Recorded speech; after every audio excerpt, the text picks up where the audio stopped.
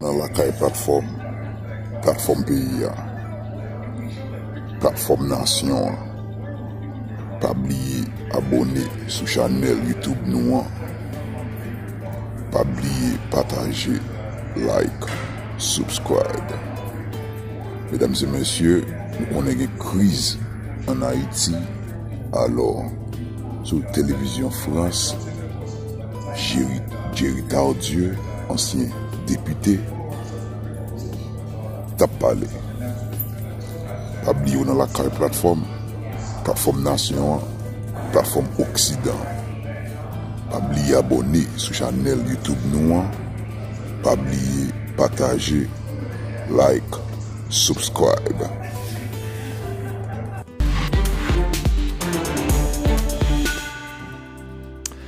Bonjour et bienvenue dans l'entretien sur France 24. Notre invité aujourd'hui est Jerry Tardieu, c'est le coordinateur national du mouvement En Avant en Haïti. C'est aussi un ancien député. Merci à vous d'être sur le plateau de France 24. Merci Marc Perelman, c'est un plaisir d'être l'invité de France 24. Alors, Haïti, ces derniers mois, c'est un président assassiné, des kidnappings presque tous les jours, des missionnaires américains, notamment ces derniers temps, des gangs tout-puissants, une crise économique et sociale sans fin, sans oublier encore un tremblement de terre. Vous vivez en Haïti depuis très longtemps. Est-ce que la situation est la pire que vous ayez jamais connue? Personnellement, oui. De mes 53 années sur Terre, c'est la première fois que je vis une situation aussi difficile en Haïti. La population est aux abois. Et des gangs armés contrôlent la capitale, pillent, tuent, violent, extorquent, et ceci devant la passivité des autorités et très souvent devant l'impuissance de la police nationale. Naturellement, l'économie ne résiste pas, le chômage est à des signaux records, l'inflation, et je dirais que les entreprises font faillite, et que comme l'économie s'écroule, les Haïtiens s'en vont par milliers, ils fuient par la mer, surtout les jeunes. Et nous avons vu l'image des migrants à la frontière mexicano-américaine, humiliés après avoir passé 3 mois dans la jungle à essayer de se trouver des cieux plus cléments qu'en Haïti. Donc effectivement, aujourd'hui, Haïti est un État failli qui a basculé dans la violence et dans le chaos généralisé et qui aujourd'hui se doit de se reprendre, mais qui a besoin pour cela d'autorités qui ont la poigne, qui ont la fermeté, qui ont le leadership de pouvoir renverser la vapeur et surtout d'une solidarité internationale qui malheureusement ne se sent pas encore.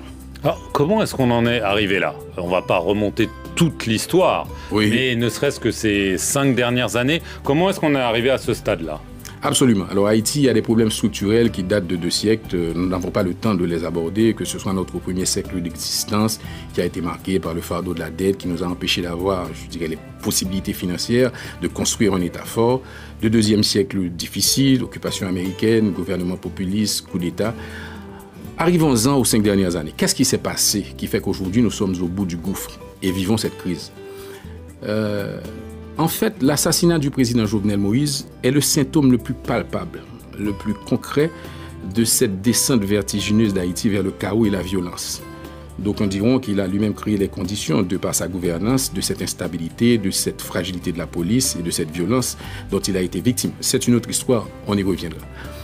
Mais en fait, essentiellement, c'est que aujourd'hui en Haïti, il y a une relation de nature collusoire entre les autorités en place, les gouvernements successifs de M. Jovenel Moïse. Cette relation de nature collusoire fait que des chefs de gangs ou des gangs armés se sont retrouvés tout puissants avec l'impunité de tout faire.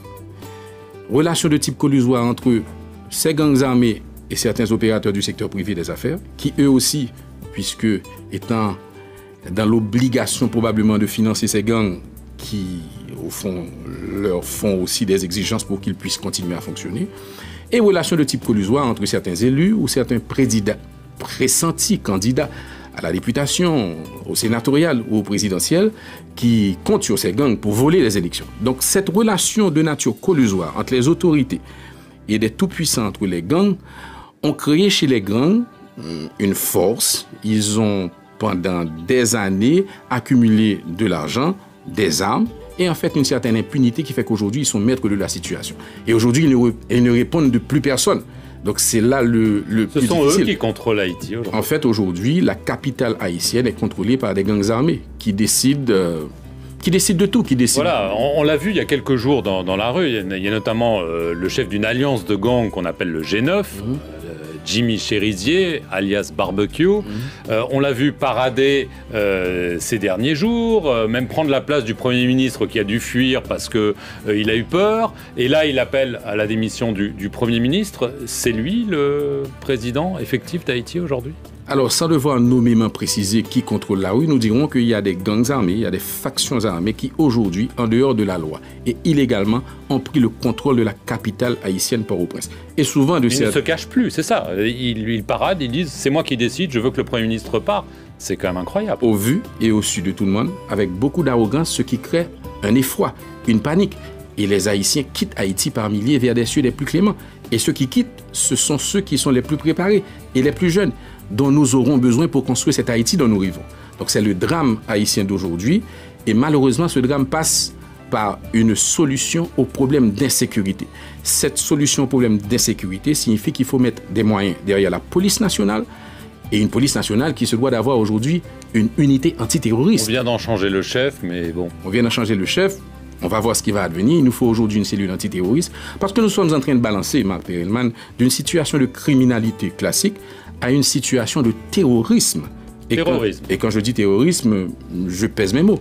Quand il y a des gangs armés qui pénètrent dans les lieux de culte, des églises par exemple, pour y enlever des prêtres, ou alors tout simplement des fidèles, nous ne parlons que du terrorisme. Donc nous sommes passés de la criminalité au terrorisme. Il faudra prendre des dispositions très très claires. Il faudra qu'il y ait un leadership sans équivoque pour pouvoir adresser ce problème, naturellement avec un financement pour plus d'équipement pour la police nationale, naturellement recrutement d'autres troupes, naturellement formation d'élite ou d'unités spécialisées pour qu'on puisse commencer à voir le bout du tunnel. Le Premier ministre Ariel Henry est-il à la hauteur de la tâche? Je rappelle qu'il est aussi soupçonné d'avoir peut-être participé, je dis bien peut-être, à l'assassinat de Jovenel Moïse. Alors justement, dans ce feuilleton à 1000 rebondissements, cette accusation qui pèse sur le dos du Premier ministre, c'est aussi un grand problème pour lui. Naturellement, j'évite de commenter des questions qui sont liées à une enquête quand même déjà pour le moins difficile. Je laisse à la justice la sérénité et l'impartialité d'avancer. Mais par contre, le problème avec Ariel Henry, au-delà de cette accusation, puisque aujourd'hui, on est présumé innocent tout autant qu'on ne soit pas condamné coupable, le problème avec Ariel Henry, le Premier ministre, c'est qu'il ne donne pas encore les signes qu'il ait la poigne, qu'il ait le leadership, qu'il ait la capacité de pouvoir gérer Haïti pendant la transition. Transition, ça veut dire que nous devrons aller inévitablement ou irréversiblement vers des élections. Les élections ont été repoussées sine die. Elles sont obligées d'être repoussées puisque la situation qui existe en Haïti avec ce climat d'insécurité empêche toute possibilité de même contempler l'éventualité d'élections. Donc il a raison de les repousser finalement. Alors, il est obligé de les repousser, mais les repousser vers quelle date ? Et surtout, ce n'est pas tant quand nous aurons des élections, mais qu'est-ce qu'il faut faire pour qu'on en arrive aux élections? Il faut d'abord rétablir la sécurité. Il faut ensuite qu'on ait un gouvernement qui tienne la route, qui ait la crédibilité, avec des personnalités de la société civile au-dessus de tout soupçon, qui ont un vécu dans leur vie et qui peuvent inspirer confiance aux acteurs politiques, aux forces vives de la nation.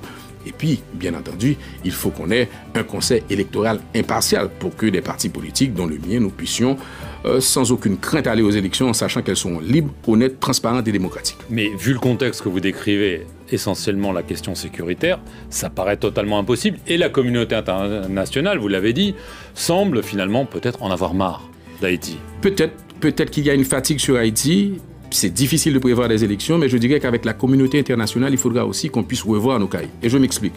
Sans vouloir dédouaner le leadership haïtien, les élites haïtiennes ou les décideurs haïtiens, il faut quand même se poser des questions, Marc Perelman. 15 ans de présence des Nations Unies, plus de 10 milliards de dollars après, investis dans la sécurité, la justice, les institutions, qu'en est-il d'Haïti? Un État failli. Un État failli qui aujourd'hui n'est pas au service de la population, mais qui est pris en otage par des gangs armés. Donc il faut revoir notre mode de relation avec l'international, d'abord en tenant compte du principe de l'autodétermination des peuples. Dans le cadre de la souveraineté nationale bien comprise, Haïti doit pouvoir elle-même choisir ses dirigeants et ne pas subir l'influence de puissances étrangères. Ça n'a pas toujours été le cas. Et ensuite, ça a même rarement été le cas. Rarement été le cas. Et en plus, il faut bien sûr comprendre que nous avons besoin d'un accompagnement, nous avons besoin de solidarité et certainement pas d'une intervention étrangère. Est-ce que vous avez une proposition pour trouver un consensus? On sait on n'a pas le temps de rentrer dans les détails, plusieurs propositions pour sortir de cette crise, aller vers une transition. Qu'est-ce qui vous paraît le plus réaliste en termes de calendrier électoral? En fait, pour aller vite et bien, il y a aujourd'hui, disons, sur la table, l'accord de Musso, donc qui est celui proposé par le Premier ministre, Musso du quartier où cet accord a été signé, qui prévoit qu'il est Premier ministre et président et qu'il va faire des élections après avoir changé de gouvernement et monter un conseil électoral crédible. Deuxièmement, il y a l'accord de Montana, un accord Montana du lieu où cet accord a été signé, l'hôtel Montana, qui prévoit un autre Premier ministre, Ariel Henry, avec un président, donc une gouvernance bicéphale, pour aller aux élections, mais dans 3 ans après avoir fait des réformes structurelles importantes. Et puis entre les deux, il y a 3 mois, un protocole d'entente nationale qui avait été signé, qui prend un mélange des deux accords, Montana et Musso, qui prévoit une gouvernance bicéphale, avec possiblement Ariel Henry comme Premier ministre ou un autre, un président qui soit d'abord plus proche de la Constitution, donc validé par ce qui reste d'institutions légitimes, il y a 10 sénateurs qui siègent, ou alors quand même, ils ont évolué dans leur position, un triumvirat. Pourquoi pas un représentant donc de ces 3 promoteurs de projets dans un triumvirat, un collégial, avec un Premier ministre sorti de la société civile et puis qui nous amènerait à bon port. À bon port, pour nous, ce serait bien de pouvoir, entre 6 et 9 mois, s'occuper de la question de rétablir l'autorité de l'État et la sécurité pour qu'on aille aux élections à la fin de l'année 2022, après bien entendu avoir changé ce gouvernement, avoir des personnalités à la tête de l'État qui soient neutres, impartiales, qui peuvent inspirer confiance et qu'on monte un conseil électoral crédible. Il y a 9 membres qui dirigent ce conseil électoral. Ils sont tous les 9 nommés par des secteurs représentatifs de la vie nationale.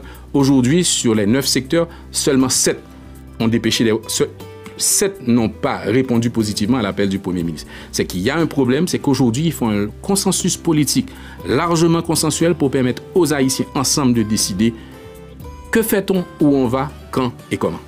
Géry Tardieu, merci beaucoup d'avoir répondu aux questions de France 24 et merci à vous d'avoir regardé cet entretien sur notre